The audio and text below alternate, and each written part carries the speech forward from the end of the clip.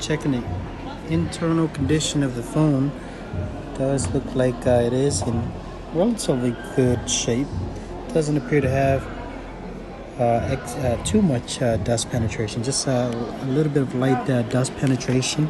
The volume button is probably affected. The bottom volume button is probably affected because of excessive dirt buildup around the bottom button, and also the bent frame is probably what's causing it to be stuck as well.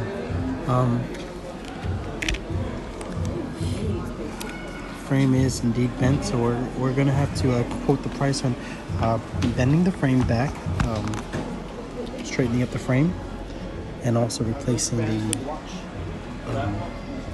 front of the display. We'll go ahead and issue a quote of $89 to service and repair the screen, and hopefully this will help resolve the self-touching issue. It does not look like the screen has ever been serviced or repaired at any other facility yet, so this is the first time that the device is coming in for repair. I'll go ahead and also advise the customer that I'll try to straighten up that frame a little bit. The fee for doing that will be $19.99, and hopefully this will prevent the screen from popping off, because when the aluminum frame is bent like that, it'll slowly cause the screen to push away right around over here. So the top half will start slowly pushing away if we don't straighten up the frame.